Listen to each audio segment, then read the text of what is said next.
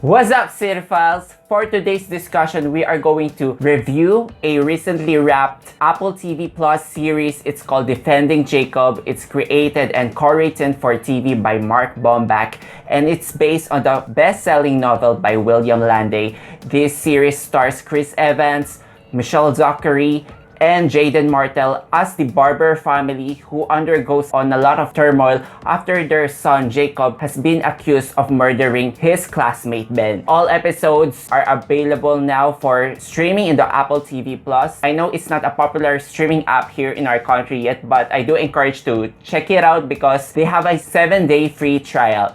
Joining us in this review is my cinephile friend Carlos Laron. Welcome to the channel. Hi Kevin, how are you?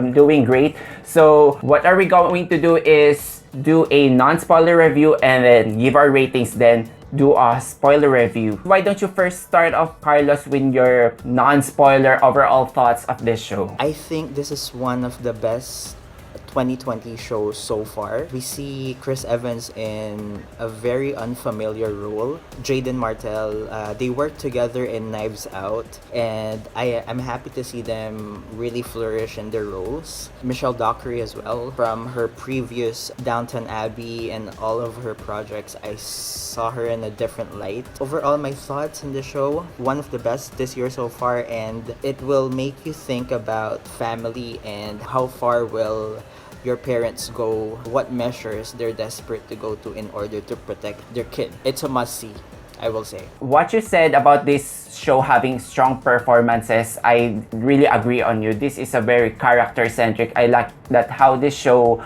focuses on the turmoil of the family. So we have here 3 character arcs that we follow. First, we have Andy. He's a legal prosecutor played by Chris Evans. I think this is the first time that I've seen him act on a family man role. I mean, sure, whenever I see him on screen, I still think that this is Captain America, but I guess that role is not really swiped away so easily. So he has the grit, he has determination and the fury to clear out his child's name. And then for Michelle Dockery, you've said her previous role in Downton Abbey. I haven't seen her before in any roles apart from that. So it's nice that you see a different layer to her character. She maintains this calm facade, and at the same time, you can see that there's a bubbling anger and confusion and paranoia that will explode as the season progresses. And then Jaeden Martell, wow, I've already seen the potential of this kid ever since I've seen The It.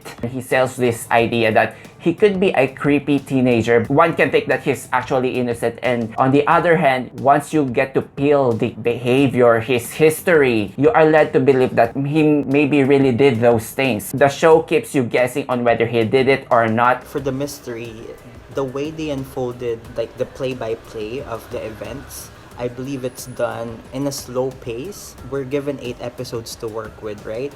So I thought that was well done on their part because it goes back and forth. Some of the things we see are shocking, but at the same time, we get to connect the dots episode after episode. By the way they treat their characters, there's 3 central characters in this: the mom, the dad, and the kid. All of them were given ample screen time for us viewers to empathize with them, at the same time really get a sense of what they're all about. Within the crime aspect, there aren't much leads. The viewers have an easy time in figuring out whether he did it or not. It's really how the story unfolds that's really important and very thrilling for the average viewers. It was well done in that sense. Some viewers might actually go for this, that they're looking for the plot complexity, but if you're going for that, you might be disappointed because this is really a character study of the 3 persons on how social media and the media judgment impacts their lives. This has 8 episodes. For my mixed thoughts, they could have maybe done this with shorter episodes. There are moments that honestly I felt dragging, but the payoff is on episode 7 and 8. You know, once you get there, you're going to be glad that the show takes its time in understanding the psyche of these characters. There's an overall sense of dread all throughout the series. All the background and all the location shows like a dark atmosphere. It helps with creating that dread for the viewers because it is a dark plot, right? Whether the viewers think that Jacob actually did it or not, it doesn't matter. It's going to that arc anyway. So I really like that they created a very cold and dark atmosphere within the whole series. Like there's a lot of rain and lots of snow as well. I was watching Defending Jacob simultaneously with Ozark, so I'm loving that I'm getting the similar vibe here. There's a bluish tone. I also like the production design, especially in their house. It's very upper middle class like, but at the same time it's very simple, and the way they use the color palette is just mostly off-white. It just makes this picture that they are seemingly a perfect family, but once as the story progresses, there's really a lot of trouble in paradise. The whole season was directed by one director, Martell. What I like about the direction of this series, it's very uniform. You've mentioned how some of the episodes there's a perpetual rain on the town, and it really adds for a moody atmosphere. And then the use of musical scoring is very foreboding. Pair up those technicalities with really strong performances. Even if the content itself, one can make an argument that it feels too familiar, like soapy TV drama. The way they execute this, it feels like really worthy of a movie release. To be honest, they could have it for 6 episodes. That was me thinking that some of the scenes were dragging, but also we could also do a full 8 episodes with shorter episodes, like shorter times, because a lot of them go over 40 minutes, right? With the pacing, I never actually paid attention to the time while I was watching it. I was really hooked, and realizing that the show is about over, like when I finished episode 7, I was like, wow, they took advantage of all the time they were given, and they didn't really extend to like an hour because that would be really long if they did an hour episode each. Yeah, the pacing is nicely done, though we could have it just a little bit shorter. Imagine it being a book and the director and the producers fitting 8 episodes into that. I thought that they did a great job with it, and fully flourishing all the characters and the events in the story. It makes for a really good one sitting, and I even got my aunt to watch it. We were able to like discuss the show together. I believe that everyone should see this, not for the performances but also for the story. When you get people to discuss and really engage your audiences, that is one indication that you are really doing a good TV. If we're doing 5 stars as the highest and 1 is the lowest, I would definitely give this a 4. 4 out of 5. I couldn't look away while I was watching the show. Even when you said that some parts were dragging, some of them were really necessary to the story, and it had the right amount of thrill. At the same time, like the drama that Chris Evans and Michelle Dockery were battling against, and like the way they delivered those lines. Special mention to Michelle Dockery. I thought if we were to compare Chris Evans and Michelle Dockery, it's Michelle Dockery's Emmy to lose, to be honest. To me, like if we were to put all the characters in like an order, she would be the 3rd, right? But she did the best acting for me. Yeah, even at the last episode, she really did her thing. 4 out of 5, it's for the performance and for the story and the way that they all came together to a shocking finale. I agree on what you said. I think Michelle Dockery will find herself having a new legion of fans after this show. I'm going to stick with my opinion that I think the show could have done it with lesser episodes. This show starts on hooking you with the mystery, but what made you stay really is the drama, is the way they characterize these people and gave respect into each of the proceedings, their thought process, their psyche, that led to their shocking decisions towards the episode 8, dealing with such sensitive subject matter. I think the director and the writer really did a great work. I'm giving it the same score. I'm gonna give this one a 4 out of 5 stars. We are now moving on to our spoiler section, so if you haven't seen the show yet, I do suggest that you stop this video first, go check it out on Apple TV+. Now we are going to discuss what happened on the final episode. Actually, for the last minutes of episode 7, everything got together for me because there was that scene where Leonard Patz wrote to the parents of Ben Rifkin. He admitted to the crime. At the beginning of episode 8, we found out that he hung himself. But in the middle of the episode, we come to know that he was actually framed. Somebody killed him. The question still exists. If Jacob was able to get away with murder, if he actually did it, even his mom was already doubting her own son. That was like the really emotional punch. For you to suspect your own son in a killing, I couldn't wrap my head around it. My heart tells me that he did it.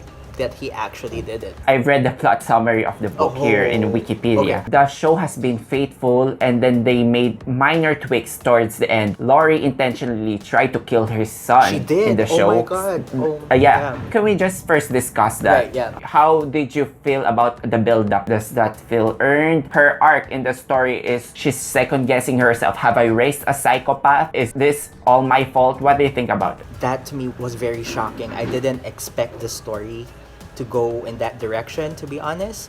I thought that she were gonna be able to fight off her demons because she was the most distraught character in the show. Andy was doing his best to protect their son, but she was on the verge of a breakdown. I guess she was the one that's really holding her family together. Exactly. The moment she decides to get in that car and, asking Jacob the questions, mother to son, that conversation, because in her heart the answer that she wants to hear is she wouldn't take any other answer, right? When Jacob said, yes, I did it, whatever you want, right? I thought like, oh my god, maybe he was admitting to it, but she wouldn't take any other answer than what she believes in. I couldn't believe that the script went into that direction. I can't really second guess if they made the right decision, because in the novel she did actually try to kill her son, and the outcome of that novel is Jacob died in the end. So in the show, we saw him in a coma state. I can't really judge completely if that's the right move, because imagine a mother trying to kill her child, Exactly. who believes is a psychopath, and she can't manage to have her son grow knowing like his grandfather, the character played by J.K. Simmons, which he really masterfully played. Throughout the season, they did this genetic testing. She covered all bases. This is not just some crazy woman trying to kill her son because she's gonna abandon him. I think this is a woman who's on her last straw. Like, she can no longer let her son live a life like this. Towards the end of the season, when she tried to spy on the mother of the dead son. Yeah, At that moment, I was thinking, what is going through her head when she see this woman grieving? And in my head, she must be thinking that I wish they swapped places, because at the beginning of the season, she explicitly said that I'm so glad that it wasn't our son. But at that moment, I think the show is trying to tell me like she would have preferred her to be the one who lost the child. Yeah. Right? Oh my god, I caught that too. I thought that she was trying to put herself in the shoes of the mother. The pain that she was feeling was increasing. She couldn't take it anymore. One of the intentions that she had for trying to kill Jacob was she doesn't see him living his life in jail. The way that she was shocked to know that the father had a history of violence, she wouldn't be able to live with that. Like, she would rather die with Jacob than to imagine him living a life of crime in jail. So that was an interesting non-traditional ending. I was shocked. It's hard to pull off tragic endings because you will be met with a lot of backlash. You've shown how likable these characters. The show was able to make us stick through the family, through all their character weaknesses. It's actually heavily implied in the novel that Jacob really did it. Yeah. But in the show, if you're going to remember the ending of, I think it's episode 2 or 3, there's a scene where Leonard was deleting photos of Ben Rifkin in his home. Yes, I saw that. So I was certain for sure that it was Leonard Parts who murdered Ben. At the same time, there are a lot of piling of evidences done to Jacob. Same as you, I believe that Jacob really did it. Right? But I can also see if this show returns for a second season. Sometimes they deviate from the source material. Do you think this show needs a second season? Yes, 100%. I would be delighted to see a second season. Knowing that they deviated from the source material, we could think that Jacob survived the comatose, and then they could build a story around it. Flash forward 2 years after the incident, we could see a whole new dynamic. Are they living with the repercussions of their actions? Laurie and Andy have a different relationship now, knowing that she tried to kill her own son. Looking how they dealt on the character arcs and the sensitivity to the subject matter, I would like to see a second season as well. Yay. But I really wish they have something solid to work Yeah. and really take their time to brainstorm here. I agree. This was an eye-opener for me. I don't watch a lot of crime TV shows. I watch a lot of sitcoms, those 30-minute comedies, and some animes. So, yeah, this was a really good suggestion. And thank you, Kevin, for having me here on Screen Kings. Okay, Carlos, where can they find you? Okay, for social media, Twitter, Carlos Laron. Instagram, it's carlos.laron. And I do a lot of reviews on my letterbox, so check it out. Okay, thank you, Carlos, for joining me in this reviews. Guys, if you like this video, if you enjoyed this, please give us a like and please consider subscribing to our channel for more discussions about film and TV. Thank you. That's it for now. Thank you, Carlos, Thank for you. joining me. Till then, see you on the next one. See you Bye. next time. Bye.